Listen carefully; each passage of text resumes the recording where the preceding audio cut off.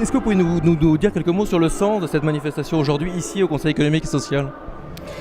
Il y a plusieurs messages. Le premier, c'est que cette maison, le Palais d'Iéna, le Conseil économique, social et environnemental, c'est la maison pour tous. C'est là où on peut avoir des débats de société. Et l'un des enjeux du XXIe siècle et de la société française, c'est allons-nous basculer dans l'isolement par rapport à celles et ceux qui n'ont pas notre normalité, ou est-ce qu'au contraire, nous allons refaire des liens de solidarité pour vivre ensemble? Et l'handicap est un des messages les plus forts qui nous est lancé.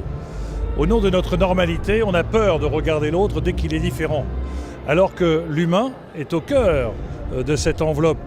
Et ce qui est tout à fait intéressant comme message, c'est de montrer à quel point, tant par le film que par les actions de Simon de Sirène ou de l'Arche, on peut s'améliorer dans l'échange, on peut s'enrichir dans l'échange, et on peut s'améliorer que l'on soit handicap social, comme le délinquant du film, qui devient quelqu'un de tout à fait respectable, comme celui qui est handicapé, qui découvre des richesses qu'il ne croyait pas posséder. Et donc c'est un message d'espérance qui a voulu être passé, et un message de solidarité, qui fait que c'est dans la solidarité que l'on gagne, et dans le collectif que l'on gagne, et non pas dans l'individualisme.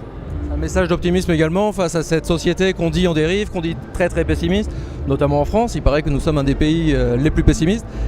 Comment expliquer ce paradoxe justement de l'engouement autour du film Intouchable et autour de ce phénomène et ce pessimisme? Parce que je crois qu'effectivement nous sommes aujourd'hui dans un moment très compliqué pour la société française qui commence à comprendre que le progrès n'est pas toujours synonyme d'aspects positifs. La planète est en danger, les dégâts sociaux d'une économie performante sur le plan financier mais dramatique sur le plan social interpellent, et chacun se pose la question de savoir si demain il ne va pas être déclassé.